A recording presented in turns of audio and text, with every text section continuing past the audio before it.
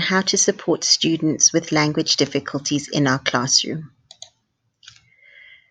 So specific language impairment is described in many ways. There's many terms used for language difficulties in the classroom. It could be specific language impairment, specific language difficulties, developmental language disorders, language disorders, and developmental delay. So all these terms are describing the same thing, and it's just really dependent on where the speech therapist studied that is diagnosing this and when they qualified, because the term has changed over time. They all describe, though, the same thing, which is a language difficulty with no obvious cause. So a child with specific language impairment is a child that is able and healthy in all other respects except that they have a difficulty talking or understanding language. So they don't have any presenting difficulties like a hearing impairment, a neurological disorder like cerebral palsy. They don't have an autistic spectrum disorder. It is purely just a language disorder, and in all other respects, the child's body, emotions, everything are fine. They're normal. Okay? Even though they're all talking about the same thing, these terms, the specific language impairment does show up in different ways, and it looks different in each child. However, what research shows is that at least 2 children in every classroom have a language impairment, and it affects more boys than girls. So I just wanted to show you this little chart from the Royal College of Speech and Language Therapists. That's the Association for Speech and Language Therapists in the UK. So they term it developmental language disorder. And so they say the child has a language difficulty that creates barriers to communication and learning. The language difficulty doesn't resolve before the age of 5, and then that big kind of point of there being no other cause of the language difficulty, like there's no biomedical issues, there's no brain injury, there's no neurodegenerative conditions, there's no chromosome disorder like Down syndrome. It is purely a language difficulty. So what does this look like? So the children are bright, they're able to learn just like their peers, but they have difficulty understanding and using language in the classroom. They have lots of ideas. They are actually able to think, they're able to critically think, they're able to generate ideas, but they're not able to express their ideas. Okay, they have difficulty in one or more of these areas. So when we talk about language, we split up language into 4 main areas. There's receptive language, so that's what you understand when you're listening to language. Expressive language, that's the words that you use and the sentences that you use to express your thoughts. There's language pragmatics, that's the way you use language socially. So that's by turn taking, your voice levels, things like that. And then there's speech, so that's actually the speech sounds that you say and whether your speech is intelligible or unintelligible. So one or more of those 4 areas could be affected in the specific language impairment. So you may just have a receptive language problem or just have a speech problem. Or you could have a combination of 2 or more, even all 4 may be an issue. And in a child, the presentation of the specific language impairment may change over time. So it could be that when the child is in preschool, they have difficulty understanding, so that's a receptive language, and they have a speech problem. But after many sessions of speech therapy, they may have addressed the speech problem, so now you can hear what they're trying to say, but they still may have a receptive language problem. And so then it would look slightly different as the child grew older. So what do these kids want you to know about them? So you're the teacher in the class and they want to say certain things to you. So the first thing is that in most ways, they're just as able as friends in their class. They want you to know that they're not stupid. They may not understand you, but it's not because they can't understand you. They just need help to do so. They struggle with reading and writing. They can't always say what they want to say and give their great ideas, and they have great ideas, but they can't express them. When they do talk, they may sound muddled and disorganized. And this is because it's not because they don't know what they want to say. It's because they can't say it in the way that they want to say it. And then obviously they may have some speech problems as well, which makes them difficult to understand. They also want to say that they find it hard to join in games and they need help to work and play with others. They also don't understand what lots of words mean, so they have quite a limited vocabulary. They sometimes know the word that they want to say, but they actually can't remember it. So they may say something like, you know, that thing that the doctors use, it's used to check their heartbeat, and they actually can describe what they want to say, but they cannot think of the actual word to name it. And then there may be some behavioral issues, not because they've got some behavioral disorder, but because they are so frustrated without not being able to express what they want to say, and they may become withdrawn.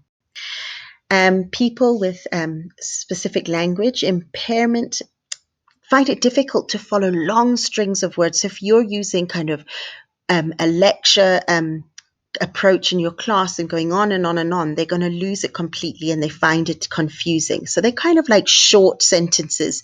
And we do talk at NOVA about economy of language, and that really helps a child with specific language impairment. And then they want you to know finally that they are quite smart. And even though they don't understand the words, they can watch and figure out what's going on. So if you can help them visually and give them a lot of visual clues, they actually can be as independent as possible.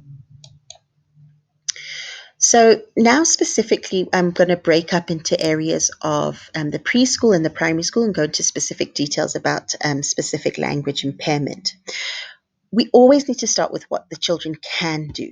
Okay, so in the preschool, children with specific language impairment enjoy tasks that don't require them to use and understand language. And we've got lots of those tasks in our preschool classes and in our primary school classes. So these could include things like puzzle building, using the building blocks, Lego, mud play, those sorts of things that where they don't have to have like instructions given to them and they can just experiment and explore kind of by themselves or with a partner, but without having to communicate through language. Socializing in familiar places and with familiar people, we all know that as you get to know people, you can kind of anticipate what they're going to say or do. And in familiar places, you don't really have to ask what goes where and have to follow instructions because you know what goes on there. So once a child with specific language impairment knows what's going on and knows the place and knows the people because they're familiar to them, they can actually get on with it quite a lot by themselves. So they're really good at picking up visual cues. They can understand language used at home when based around regular family routines. So mom may give a child instructions about setting the table, go get the plates from the cupboard, go get the forks from the drawer. And the child already knows these instructions and knows where these things are kept. So it may be that this difficulty doesn't show up very much at home because they're used to the family routines, and so they're able to follow instructions at home quite easily. And it's because they don't have to interpret all the language in that sentence because they can anticipate what that sentence is about.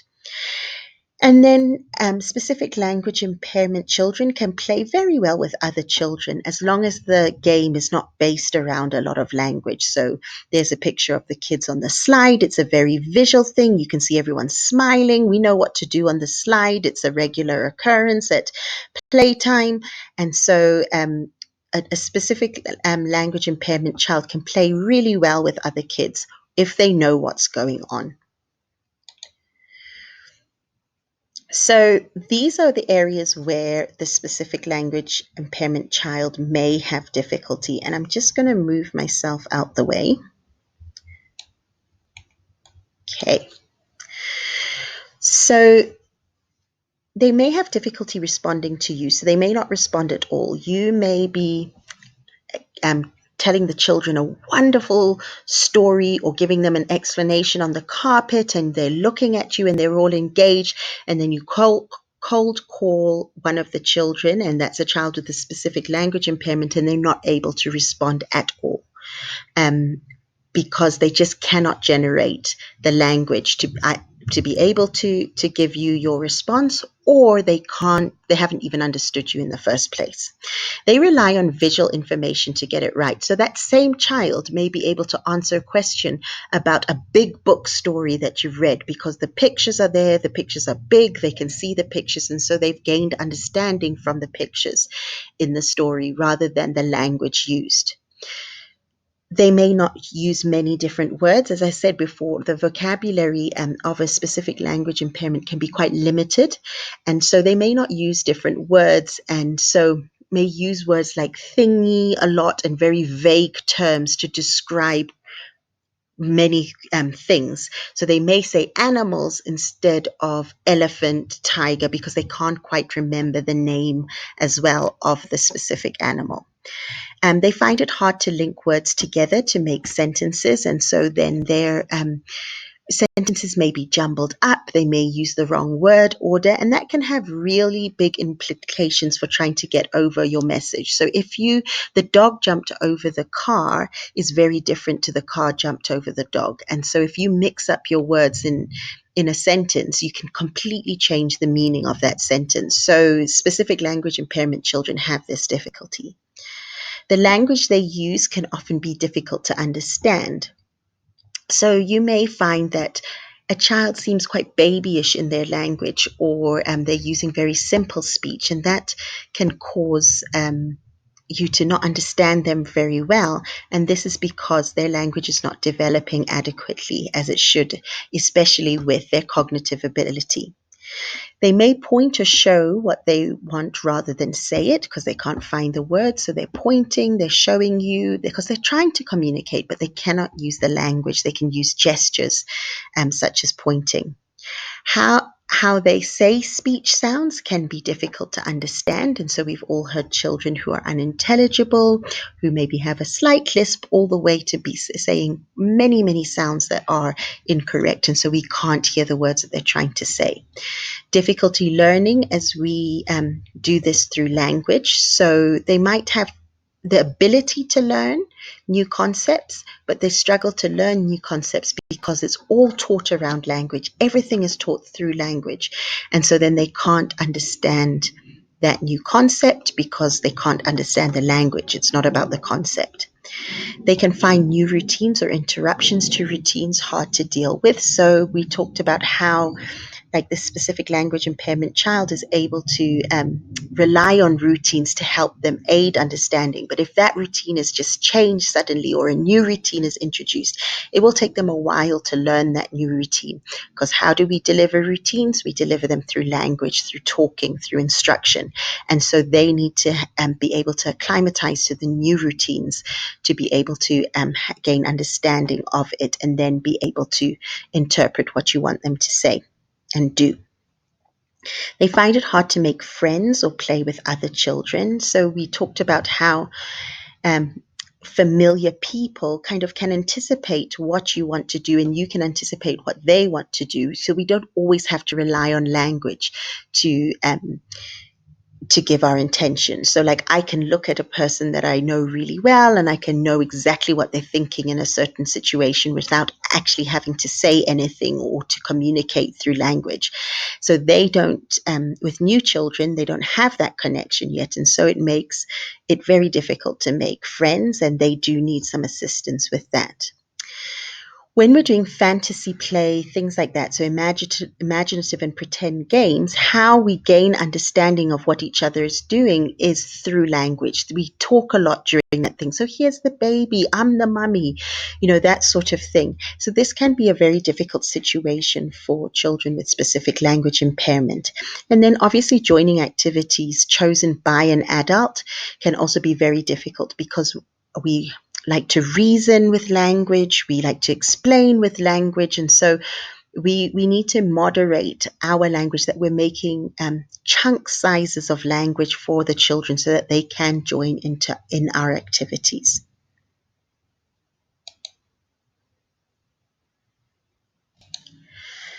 Okay, so now we're going on to how can preschool teachers help children with SLI. So it's very important when you are talking to a child with SLI that you get their attention first. And you can do this by calling their name, ensuring that you have their attention.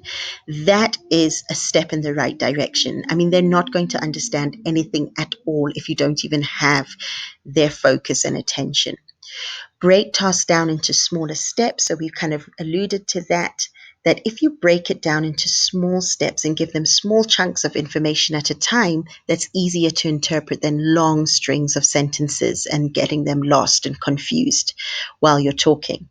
Give the child lots of clues. So while you're talking, use your hands, use objects, use pictures. Give them cues to what you're talking about. You can make up your own signs just to make some clarity, for these children. So if you were saying drink, you could do this with your hand. Let's have a drink, or go have a drink of water. And they would understand what you meaning, because you are facilitating their understanding through giving them clues.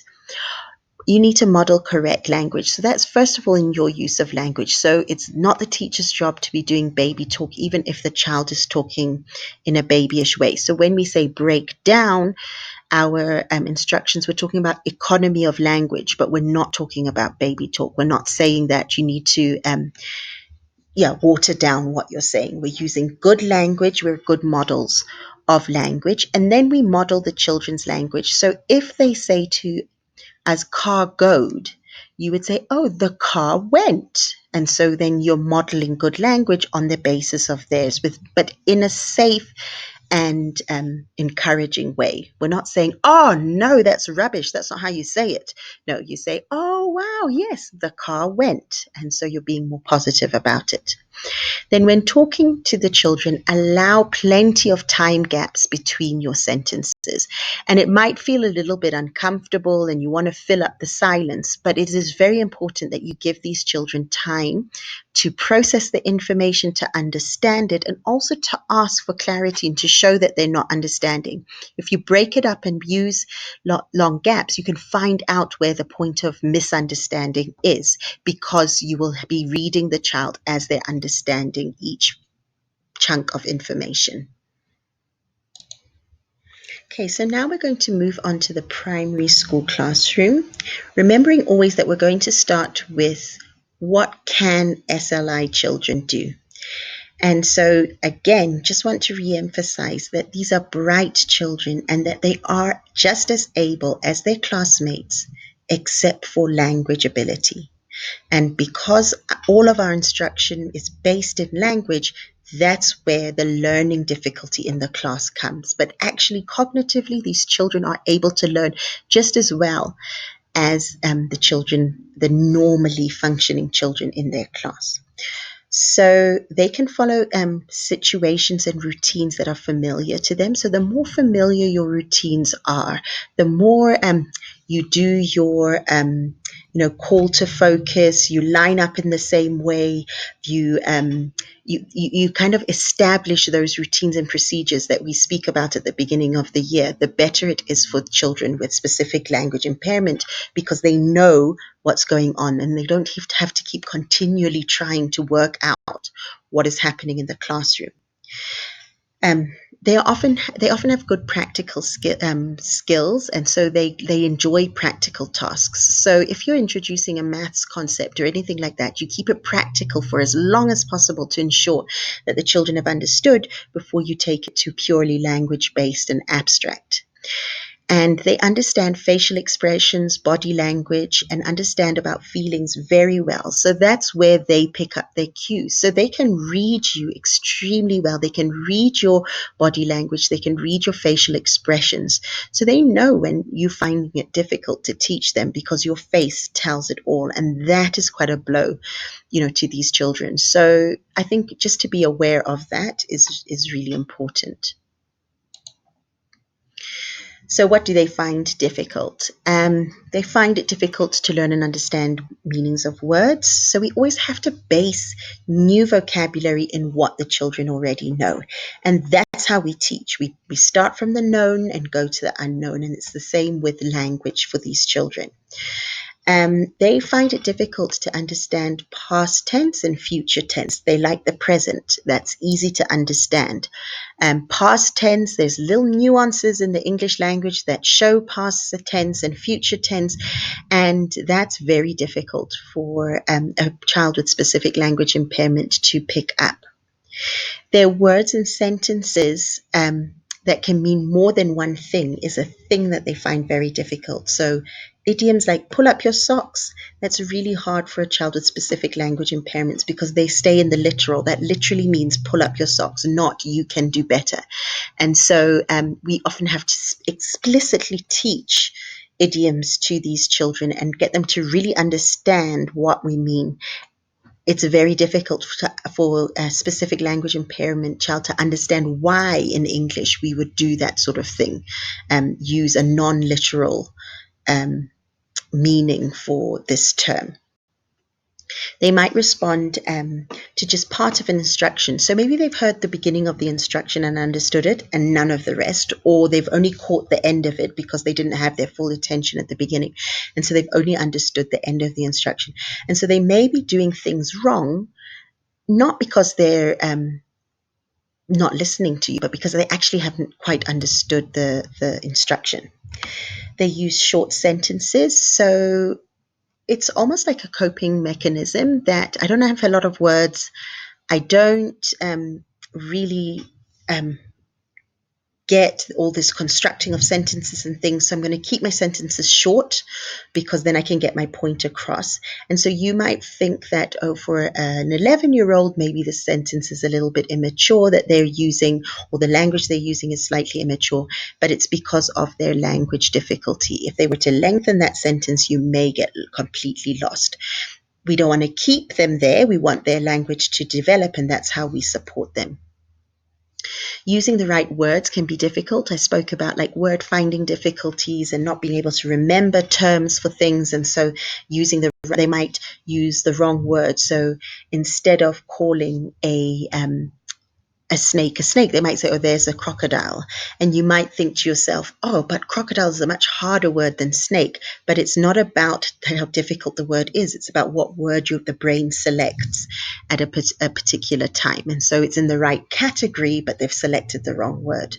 They find it hard to make up stories. So you can imagine if a child can't find the words, first of all, has difficulty building words into sentences, has difficulty even understanding around the topic that you're talking about, they will have difficulty planning and writing stories. And that's where they really need assistance. If you are going to expect them to write a story, you're definitely going to have to scaffold and support that child in doing that, making sure they've got the right vocabulary, making sure they've got good sentence structure, and making sure they've got a good story structure with a beginning, middle, and end, and a good sequence of events. Their speech may be unclear. They may have difficulty understanding the rules of a game, and that needs to be explained. How do we explain rules? We explain them through language, and that's where the child's difficulty kind of lies. So that you might need a lot more patience, and the other children in the class might need a lot more patience with this child while they learn the rules, because they're going to learn it through doing as well as language, but maybe not so much through language, but more doing. They can find it hard to join in group conversations. So we pride ourselves at NOVA in doing quite a lot of group work and collaborative learning, which is awesome. And it really needs to be done whether you've got SLI or not. But we just need to be aware that we might need to support these children more through this. So we've got to make sure they're able to express their ideas when we're turning and talking. Is their communicative partner kind and respectful of the SLI child's difficulties, and how do we support that child to be able to speak their good ideas? Remember, they've got creative ideas, they've got things to share. It's just difficult for them to do that. And then using language to organize play and activities with friends is really hard for them. So they might have difficulty being able to verbalize what they want to do. So it may be that they're having to be drawn into games that they don't want to play all the time, and then they just get frustrated. So I'm going to just pull myself down here. So how can primary school teachers help?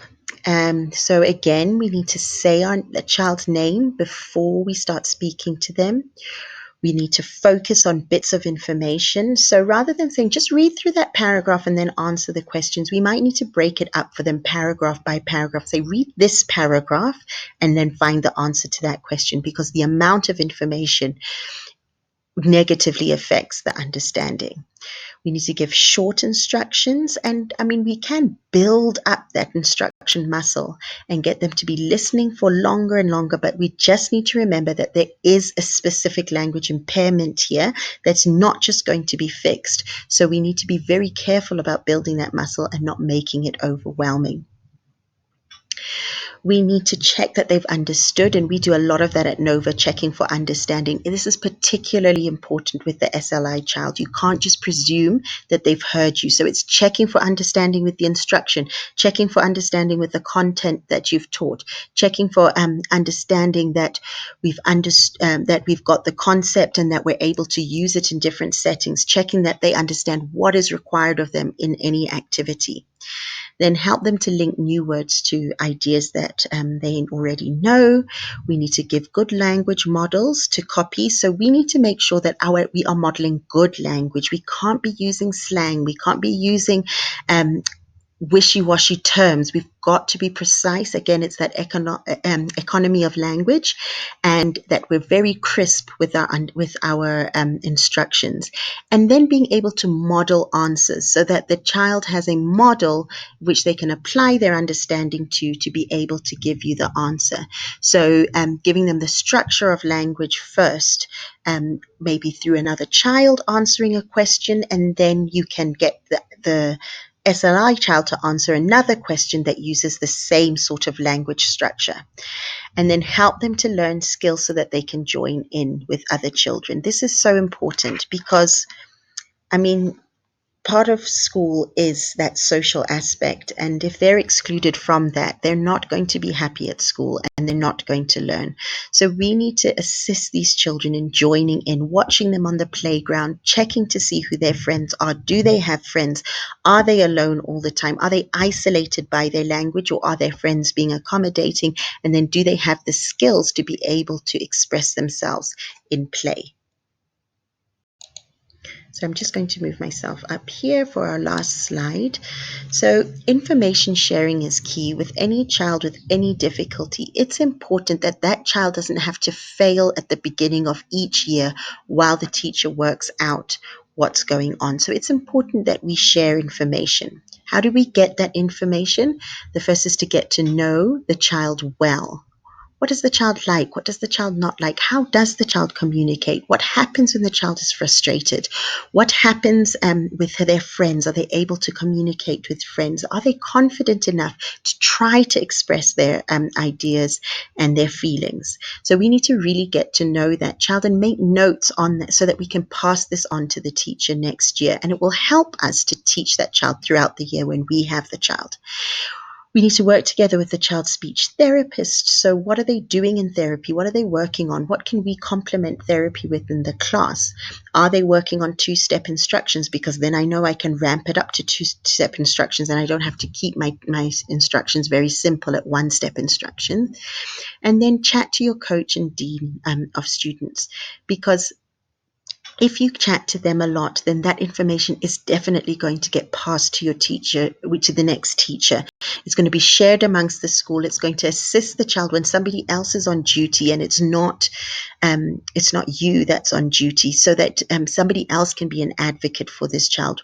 It helps our school leader know. So if that child is pulled into the school leader's office without your knowledge, the school leader knows, oh, this child has a language issue, so maybe whatever's happened might be as a result of this language issue, and then we can know how to deal with it and how to counsel the child.